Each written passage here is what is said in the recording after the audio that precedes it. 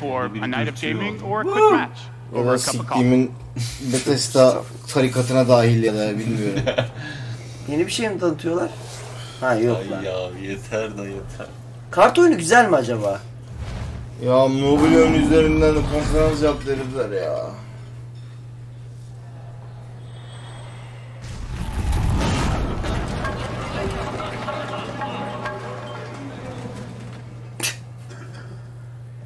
Şey geliyor aklıma ya. Neydi o film Dost? Şeyin oynadığı, dilimin ucunda. Fransız ünlü aktörün oynadığı. Jean Reno'nun. Bunlar günümüze geliyorlar ya. Modern zamanlara gelen ki böyle şövalye gibi bir şey vardı. Savaştan. Evet, çok güzel film. Evet. Eski değil mi? O geldi aklıma. Evet biraz eski abi. Neydi o ya? Dilimin ucunda. Neyse o geldi aklıma. Asterix Obelix değil ya. Asterix Obelix değil. Jean Reno'yla yanında da işte Gerard Depardieu mu oynuyor? Emin değilim de şeyi hatırlıyorum. Gerard Depardieu'nun oynadığı bir film var ama orta çağ filmi değil yani.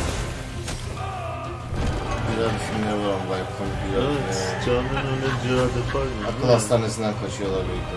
Evet. Çok güzel.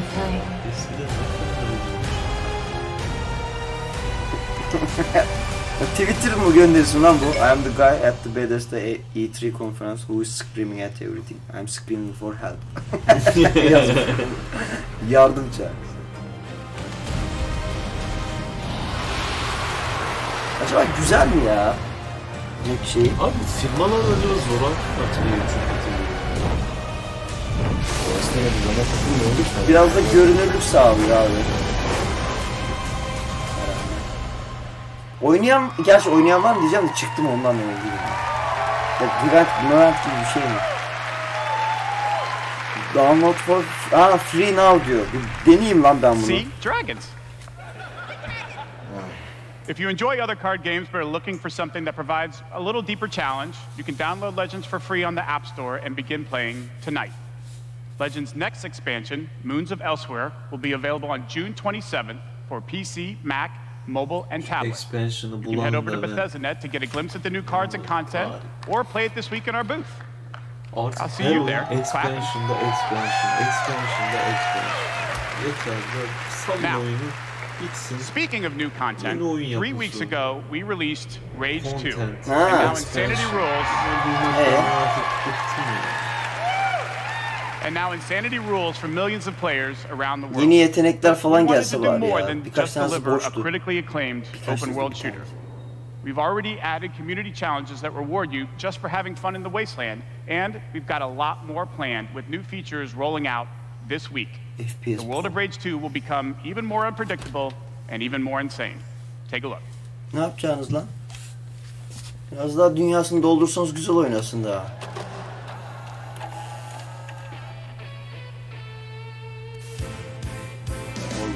Evet. Şu çok güzel bir silah ya. Direnç karakteri.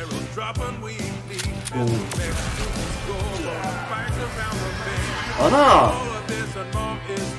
Var mıydı lan? Ben hiç denk gelmedim. Belki yeni bir. Burada da yapmadım. Oğlum şu boss fight'lar falan o kadar boş ki. Ya bunları böyle gösteriyorlar ama hiçbir numarası yok abi ya. Aa bir dakika, Pilotable Mac diyor lan. Lan ben de diyordum ki oyunda niye Mac koymamışlar, çarpışıyoruz, her şeyi sürüyoruz da. Acaba bedava mı gelecek lan bunlar?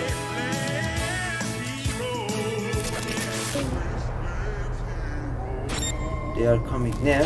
Zombi mi? Ne lan bunlar? Rise of the Ghost. Multiplayer gelebilir mi? Buna var mı öyle bir alt şey? Yani oyun mekanikleri çok güzeldi. Ana! Silah mı lan? Şu yoktu lan. Mac acaba konuşacak mı ya? Şu Mac olayı bak ilgimi çekti ha. Oha!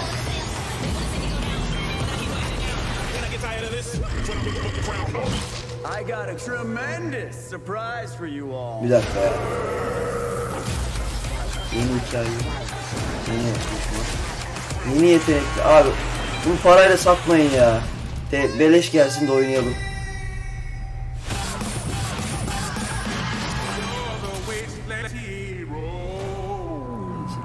Bir dakika. Bunun var mı Game of Season Pass falan filan? Vallahi emin değilim abi ya. Please welcome executive producer at Machine Games, Jörg Gustafsson. Oğlum niye böyle Witcher 3'ün müziği çalıyormuş gibi hissediyorum? Dın dırı dı dın dın diye başlayacakmış gibi. After liberating America from the Nazi scum in Wolfenstein 2, The New Colossus, Nazi scum.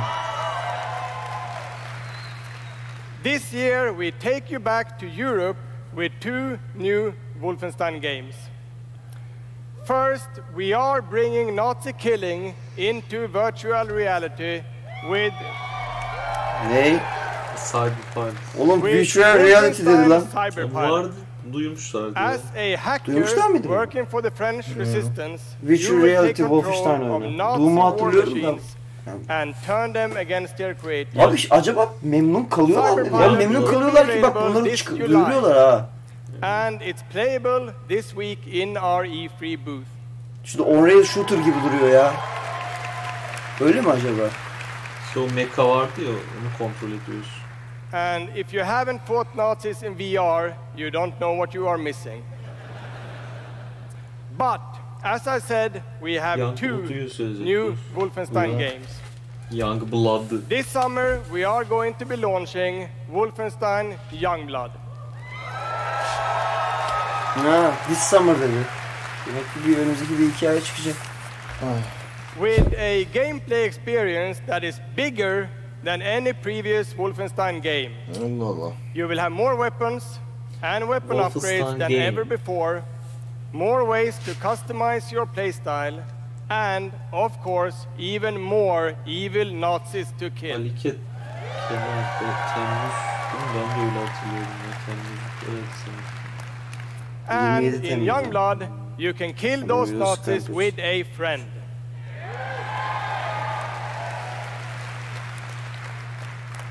Co-op. Yes, Wolfenstein is going co-op.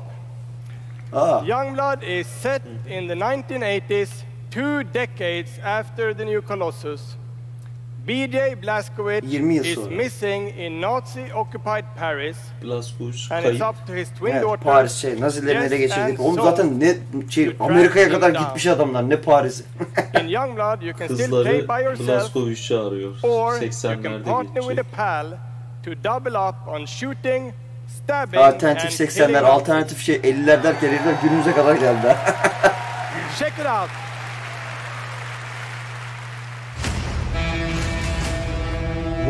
Paris, Nazi country. That's where Papa is, so that's where we're going. We can find him together. Blazkowicz bayağı yaşlanmış. I may have an assignment suitable for 2 Nazi killers such as yourselves. Kızların diyalogları falan çok hoş yapmış.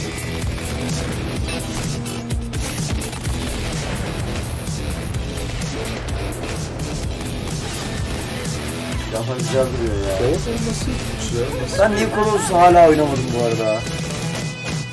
Evet, co-op. Umarım level design'ı da ona göre yapmışlardır ya, abi yani. Dünyayı nasıl yaptılar kendini? Harita tasarımı falan. Bunlar da Polonyalı güzeller oluyor ha. Babaları Polonya asıllı, anneleri de yine Polonyalı diye diyor.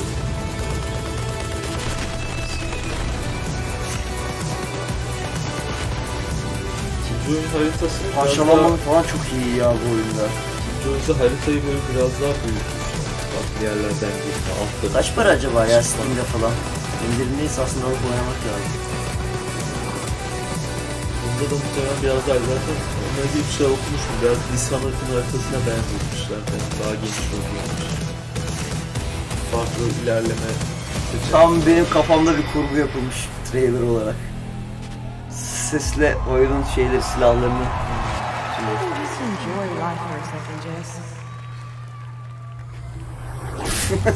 Karakterler iyi ya. Önceki fragmanlarda böyle bayağı eğlenceli geliyorlar. Ben kaçırdım tabii uyuyakaldığım için. Wolfenstein Youngblood releases on PlayStation 4, Xbox One, Şey Nintendo oldu lan Dost, Switch, bir tane adam var and böyle PC telefon açıp soru soruyorlar. on Hocam July şöyle böyle falan 26. yatıyor. Evet ben konuştum evladım, senin işin tamam. Biliyor musunuz onu? Haa Yükleniyor ya, upload yapıyor. Ama onun gibi oldu, birden böyle geldin ya geri. Thank you. Switch'e de geliyormuş. Ha? Şöyle gelmişti zaten. Özür dilerim. Ben az önce And now, I'd like to welcome to the stage my dear friends from Arcane Lyon, who worked with us on these two Wolfenstein games, Dinga and Sebastian. Arkaya stüdyo.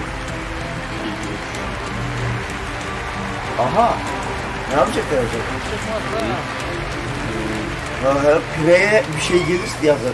Zaten geldi de geçen sene. Tabii ya, Sen 3 çizmemiş miydi abi? Ding bakaba. Hi, I'm Dinga Bakaba. I'm game director at Arcane Lyon. Bonsoir, I'm Sébastien Bunlar Mitton, Fransız art mı lan? director. Arcane Studios. So, along with partnering with our good friends at Machine Çok Games şaşırdım and abi, bilmiyordum. Wolfenstein, we've been working on other projects at Arcane Lyon. And tonight, we're excited to announce our latest first-person action game. Dishonored 3. It's something innovative, Yine stylish, Yeni, and different from anything we've done before. daha önce yaptığım şeylerden daha farklı. Let me Yeni bir begin IP mi acaba? by FPS saying dedi. bienvenue to the frozen island of Black Reef. Frozen Eye. This is a place of mystery, where Bu adamların look, yaptığı şeyler heyecan verici oluyor ha. Aa, Pire. the game Bayağı takes preyimsi. place during what we say in French is a period de folie, a time of madness. Hiçbir şey anlamıyorum dediğinden herifin. And now that we've given you a small taste of the world, let us introduce you to our two deadly rivals, Colt İki and ölümcül Juliana. düşmanla tanıştıracağız. Juliana ve... Allah Yine yeni mi bir şey var. VHS'ler ya? Arcane Lion diyor yalnız lan. Arkane'in şubesi mi varmış? Olimpik Lion. O kim lan? This İdris Elba place mı? isn't a paradise. It's a prison.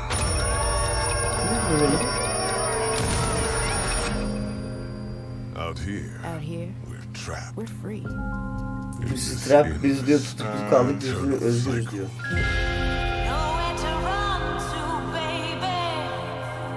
Allah Allah, İdris Elba mı lan? Ben de onu dedim ya böyle. Duymadım vallahi, kusura bakma.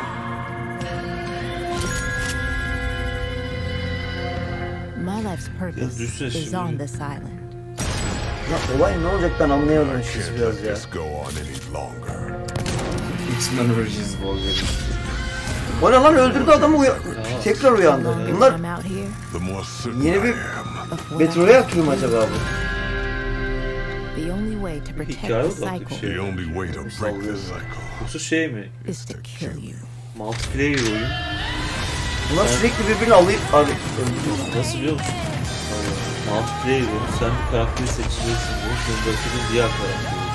Hikayede oynayacaksın. En sonunda multiplayer başka bir oyuncuyla son savaşı yapacaksın. Kazanmanın hikayesi. Ben bu oyunu hatırladım bir yerden. Spoiler olmasın diye söylemiyorum. Konusu ne olacak acaba? Ya konusu anladın mı? Hani mekaniği harbiden öyle olabilirmiş gibi geldi bana. on my side. İşte Benim loop hikayesi ya. Benim loop hikayesi ya. Yeni moda loot mu ya? Güzel olmuş. En azından yeni bir şey. abi yeni bir şey. Giant House stilinde bir problem oluyor mesela. Ulan az önce şeye bağırdığınız kadar bağırmadınız şuna ya. Ya çocuklar yeni IP. Deathloop combines a mind-bending story with meticulously designed levels, and of course, Arcane signature gameplay that lets you approach Bizim every imzamızı situation taşıyan any way oynanış you like. stiliyle oyun Because in the tasarımı. endless clash between these two extraordinary assassins, Oldu lan. how you O play sobayız ana. is up to you. Plus, I think Plus. it's really fucking cool. Sizin oynaş şeklinize mi bağlı? Excuse my French. Dinlemedim. Yeah, Sure. maybe Benim maybe you should have enerjimi said çok that fazla in French. emdiler abi. Maybe.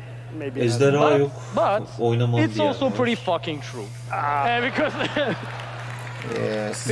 We will take you on a trip unlike any other, and we really hope that you enjoy the ride. Merci beaucoup. Thank you very much. Merci beaucoup.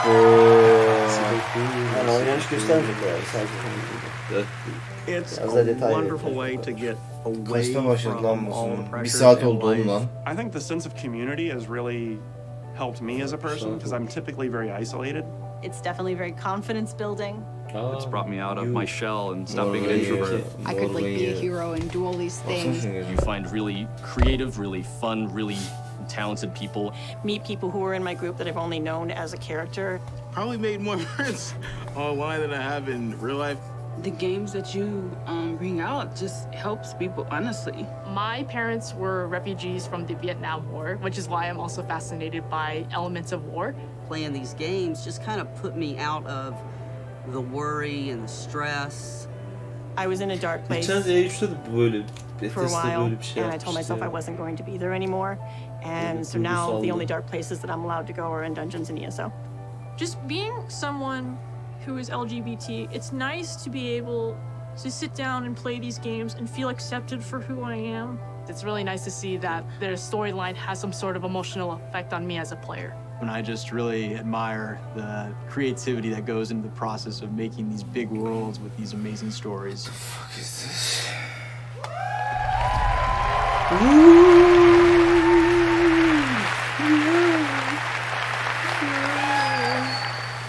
Building these fantastic worlds and telling these stories comes from a passion to deliver the very best experiences for our players.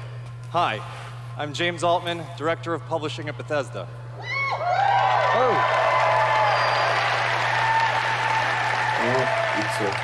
And I'm Robert Duffy, Chief Technology Officer at id Software.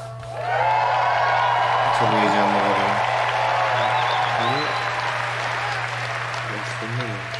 Tonight we have some exciting new technology to show you that can dramatically improve gaming.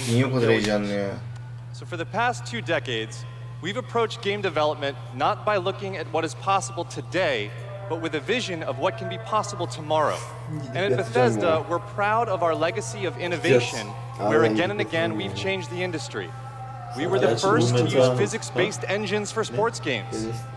We were groundbreakers with go anywhere, do anything, open-world RPGs. We are the inventors of the first-person shooter, which is now the world's most popular form of gaming. We are pioneers in downloadable content and the first to bring mods to consoles. And actually, since we first brought mods to consoles in 2016, there have been 1 billion mod downloads for Fallout and Skyrim.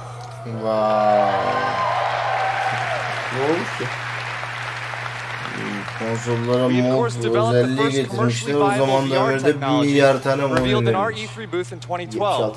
Yes, that is the original VR headset held together by tape and worn by our very own Tim Willits.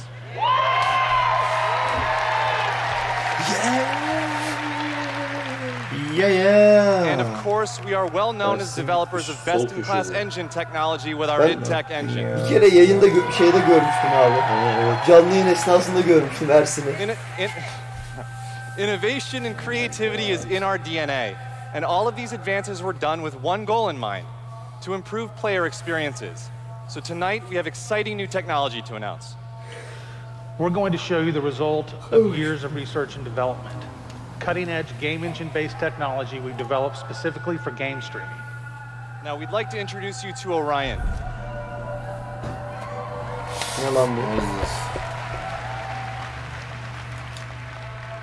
Orion is a tremendous breakthrough in streaming technology. It is our name for a group of patented technologies that optimize game engines for performance in a cloud environment. Orion can work with any game engine and will improve player experiences no matter which game you're playing or whether you're streaming on Stadia, on xCloud, or another streaming platform. So, how does Orion work? The exciting game streaming services you've been hearing so much about have largely focused on hardware solutions to address the complex challenges of streaming. There's a lot of work. Yayında açık bırakıp yatıyorsun değil mi ondan sonra? Horlamalarımızla sabah kadar şeye kadar. Akşama kadar. Took a different approach. Kojima demiş ki E3 looks fun. Entry looks so Ne kaldı şimdi geriye? Bizde İngilizce böyle iyi. Devolver'mış lan. Yok ya ben Devolver çok şey yapmıyorum. Ubisoft, Square Enix. Bir de Nintendo. Aynen. And Ben happily, Nintendo'yu çok game merak developers ediyorum Orion ya. Technology is easy to integrate with your game build with our SDK. Ulan şey de yok değil mi? It means My that streaming body is games will be ready. faster Ready, and ready, better with ready. Orion. Zaten And Orion substantially Sunumu reduces the gelmedi. cost of streaming for Çıkıyordu players and for publishers. So it won't matter if your friends and family are sucking up all the bandwidth or if you live far away from a data center. With Orion, you'll still be able to stream your game at max settings. İlginç bir teknoloji.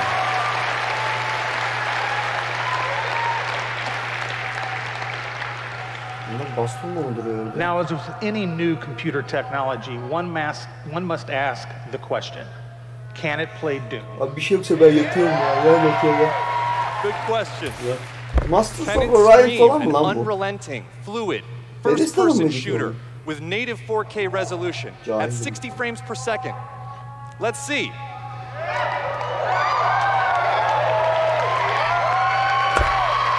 I'd like to introduce. I'd like to introduce Shale Williams, tech specialist from id Software, who is showing you just that here live on stage. Tablet mi lan o?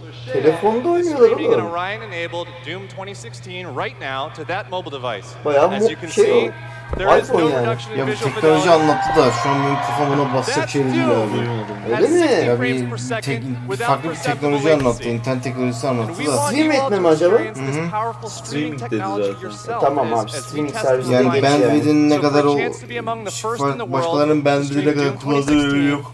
Orion bu şey All you stream need to do is sistemi. join the Doom Slayers Club by registering at slayersclub.com tonight. Benim kafa yok ya maalesef onu algılayabilecek kafa yok ya. Yok da abi işte stream servisi burada çok şey yapıyor. Kim Steam servisi duyuruyor abi? Tabletimle. Kendi ya. Stream Doom to your phone. Everybody could use a little more Doom in their Tabletinden falan lives. oynayabiliyorsun. Onu bir yakalayın ya. Onu var ya böyle orta çağda şeyleri cadıları yakalayıp yapıyorlarmış ya cadı diye. O bağıranı yakalayın abi. Bağlayacaksın kazanızı satayım. Şöyle estağfurullah ya.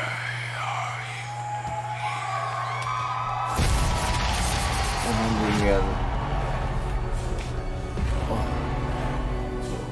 What you interfere with now is bigger than you can imagine. Oynarız ya her halükarda. Doom iyidir ya. İyi. Oyna lan. Oyna lan harbiden. Kılıç da gelmiş bir şeyler oldu. Hexen'den falan besinlendiler acaba biraz. It is their time to give penance. It is their time to give penis mi dedi?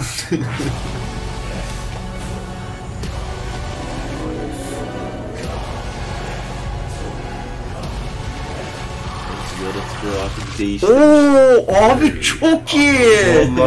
Kolunu kırdı dışarıya çıkarttı boğazına soktu abi.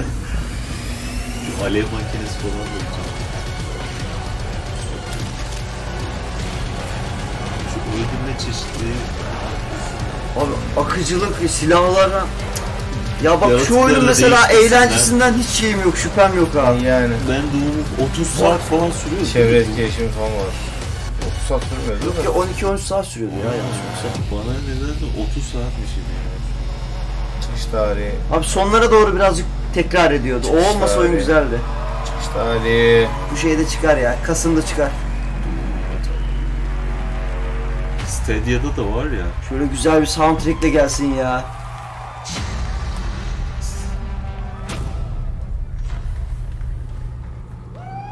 Acaba streaming serviste de Stadia mıydı ya? Stadia'da da duyurdular mı? Stadia'da duyuracak mı? Ha. That was awesome. This is awesome. Thank you so much. I'm Marty Stratton, the executive producer of Doom Eternal. And thank you. And I'm Hugo Martin, the game's creative director. Yani biz gördük böyle. Şu adamın deri ceketi güzelmiş As lan. you just saw, Bana verse keşke. we're not just building a world for Doom, it's an entire universe. Earth is on the brink of annihilation. to be consumed by Doom 2'de olduğu gibi dünyada Your geçecek o zaman crusade hikaye. to save it will take you across dimensions to locations never seen before in Doom, from heaven and hell to the Sentinel homeworld and Anasını satayım, beyond. yine Amerika kıtasını çevirmişler, koymuşlar gözümüzün önüne. Koyunlular belki de bir de Anadolu'da olmuştu. Bir önce Anadolu'ya There gelmişlerdir is belki. so much to see and discover, but Doom is first and foremost about gameplay. And Doom Eternal promises to be the ultimate power fantasy. The fun comes from mastering the experience because you are the Doom Slayer, the strongest, fastest demon killer in existence, and nothing can stand in your way. Absolutely. Of course, the challenge in Doom is all about handcrafted combat. Birkaç bin dolar yoktur ya ceket. Var mıdır level acaba? design. Onu çok And in güzel Doom duruyor lan Eternal, ceket. the game always Kalite has something new to throw at you, Rengi even mengi deep iyi. into the campaign. Let's take a look. Hadi bakalım. Bunlar ne stres atar bunu oynarken var ya. Valla. Çıksa da oynasak deneyecek. Hiç. Kapı açma, tırmanma. Hayat park mı oldu? Bir baksana. Kardeş. One up mı? Oğlum bayağı şey yapmışlar yalnız ha. Arcade oyunlar gibi ya. Toplama zıplama bolca eklemişler. Artı var baksana. Şunlara şöyle dağılmasını sarıyordu ya. İçişleri de çok güzel yapmışlar ya, kim kurguladısı ya.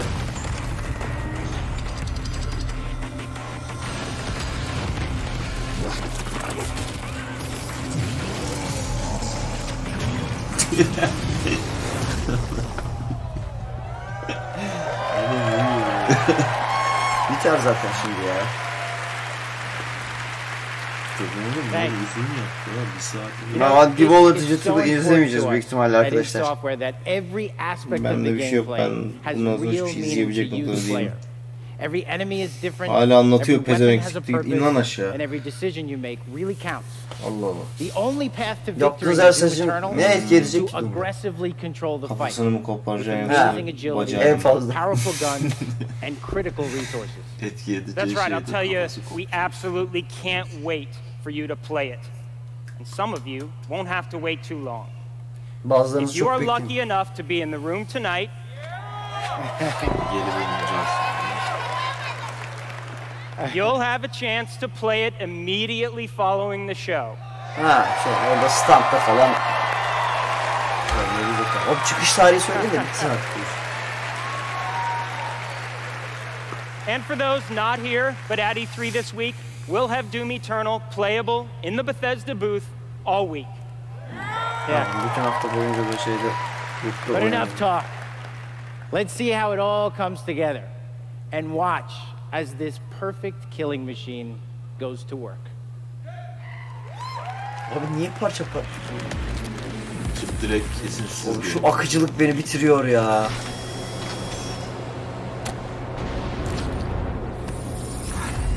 İzle Dost, izle. Game Play.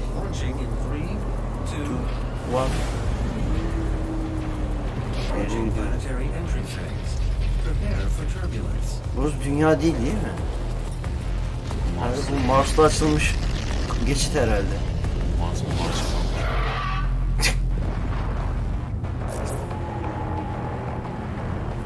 Müzikler ne alemde? Olay yerine atladı resmen. Şu sırtındaki şeyden acaba nasıl yararlanıyoruz ya? Şey alev püskürtüyor. Lan silahları böyle almıyorduk daha önce ya. Düzelsinler onu. Sağdan soldan topladık. Güzel oluyordu animasyonu. Böyle Quake gibi olmuş. Oha! Oh! Big fucking... Big fucking gun. BFG.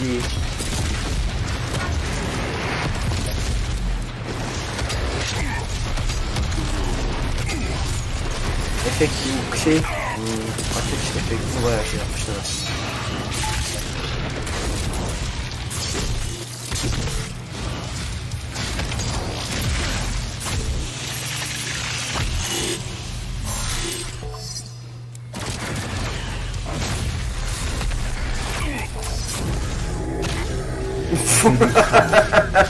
Kafayı gömdü içeri. Farklı şeyler de var.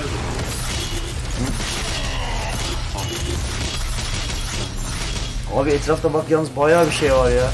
Hani hopla zıpla tutun bilmem ne yapmak.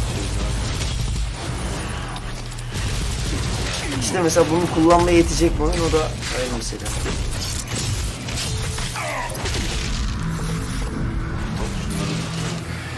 Zorlanıyorsan yap dur. Aşık oldum oğlum ben kafamı zor taşıyorum şu an.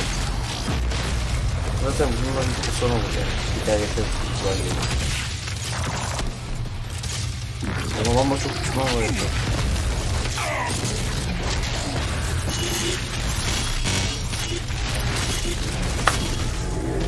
Of. Aa bu. Bunu yapma demek ki. Dediğin gibi ya da bir seçenek mi? Hop. Gir. Vay bravo abi. Aklıma hep şey geliyor ya, böyle büyük değil hani. Crank vardı ya çünkü. Ninja kaplumbağalar. Geçen Ninja kaplumbağalarla ilgili yazı okumuştum. Alem. Ninja kaplumbağalar nasıl terör örgütü olması. Allah Allah. Yasa dışı örgüt olması. Çok iyi. Oğlum silahtan silaha, silahtan silah. Ha? Oh yeah. Aha. Şey falan bayağı güzel yapmışlar ya, deformasyonları falan. Zaten direkt vuruş hissini çok bekliyor. Ağzına. Oynanır ya. Güzel duruyor, zevkli duruyor. Oh, nice. Ya şu parkurları bir yapmak bana ne kadar rahat oluyor. Parkur dediğim ya. Şu zincir olayı da güzel ya. Evet.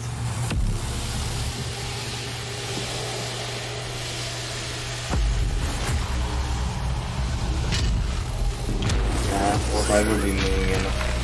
Evet, Cyber Beam.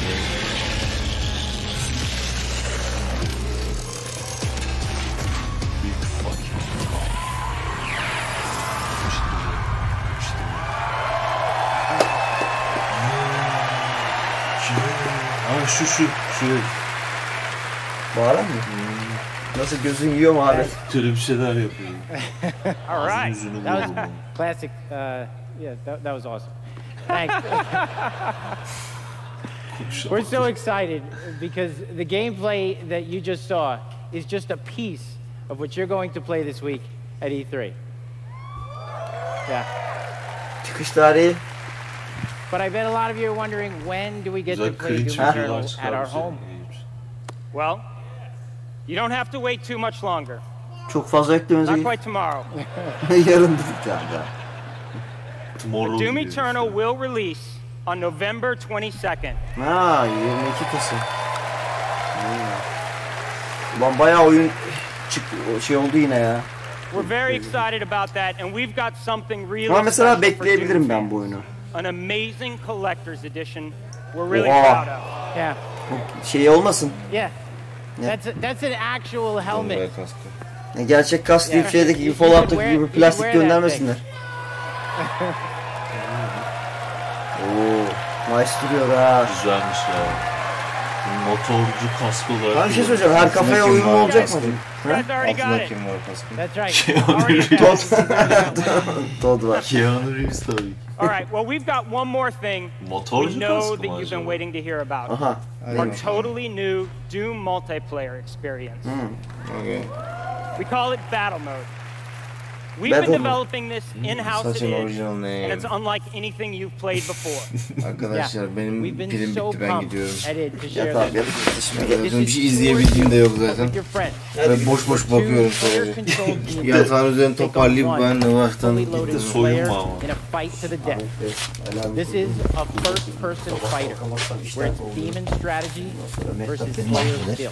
You know, we can't wait, because we know you'll love the different play styles of the various demons, because each has unique movement, attacks, and abilities. They can even spawn AI demons to control the battlefield and help you take down the Slayer. It's strategic, competitive, and it's a ton of fun. And we can't wait to share more details with you this year at QuakeCon. That's right, a lot more to share at QuakeCon. But before we go, we do want to take a first look at Doom Eternal's new multiplayer. On behalf of our amazing team at id in Dallas and Frankfurt, Germany, we want to thank you all so much for your support. Thanks, everyone. Thank Benim oralara. Evet.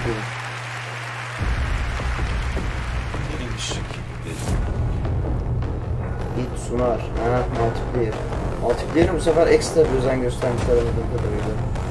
Şey olmayacak mı zaten? Yaratık olarak oyuna girebilecek falan. Ha, şeyleri zaten kontrol ediyorduk ya. Bundan önceki oyunda da bir anlıyorduk. Bu da direkt şey gibi olmuş ya. Left 4 Dead'in modu gibi olmuş abi. Slayer health critical. Slayer killed. Round 2. Bir taraf yeteneklerini kullanacak, diğer taraf hızını kullanacak herhalde.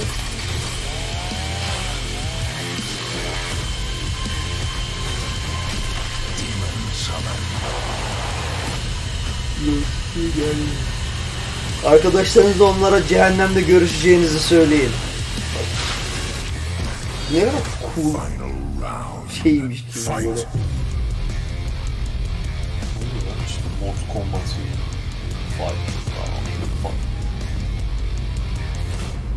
Çok eğlenceliydi onun ortası ya.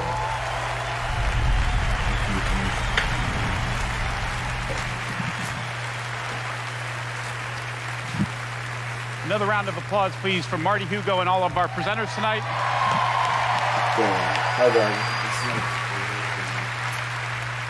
And for everyone at our studios around the globe that have worked so hard on the great games you've seen tonight, we say thank you. 2019 marks 25 years of Doom. So, to celebrate, we will be going all out with Doom at QuakeCon this summer. We're adding a whole host of panels and activities dedicated to Doom, which we call DoomCon. Yeah, see what we did there? We took out the Quake and put Doom. We hope you can come hang out with us in Dallas at our inaugural event in London. If you can't, please tune in online. Until then, go to BETHESDA.net for more info on all the games you saw tonight. If you're here at E3 this week, we'll have hands-on with many of our games, so be sure to stop by our booth. In the meantime, thanks for playing, thanks for watching. Dishonored yine yeni bir IP olmasına sevindim abi kendi adıma. Dishonored sevmediğim için değil ama yeni bir şeyler, yeni mekanikler görmek her zaman. Hadi gidelim yapalım. Yeni oyunu iyi. Yeni oyun duymaları iyi oldu. Bu arada bu muhabbeti yapan kaç tane oyun gördük lan? 3 tane oyun var herhalde. 12 dakika var. Bu şey It's like we hand you this malleable clay and you do these extraordinary things. Ha, Blair Witch'te vardı değil mi? Hadi bakalım abi. Biz de müsaadenizi isteyelim o zaman arkadaşlar. Arkadaşlar cidden Dishonored ve Prey bekliyor. Hele Prey bekliyor mu? Prey ne sattık ya abi? Oyun çıktığının 2. ayında anasını $10 $15 satılıyordu. İndirim şeylerinde, sepetlerinde. Aynen öyle, biz gidelim abi. Son bir 10 abone yapalım. Ne? Bir sonraki yayın mı? Bilmiyorum abi, şeyin paylaşmıştı falan. Sonraki yayın kaçtaymış? Bakayım abi, bir saniye ben söyleyeyim. Oo. Oğlum yarın şey yok lan. Limited Run var. Devolver Digital'e kalamadık artık ama ben de içeceğim. Ubisoft var 11'de abi, o kadar. Başka bir şey yok. PC gelmiş olmuyor zaman. Salı günü abi. Ha, sabaha karşı, pardon, o sabaha karşı. Onda başlayabiliriz yani. Niye? Ha. Yarın 8'de PC gelmiş oldu var mı? Ya bilmiyorum, ben hani siz ne düşünürsünüz ama. Gerek yok ya.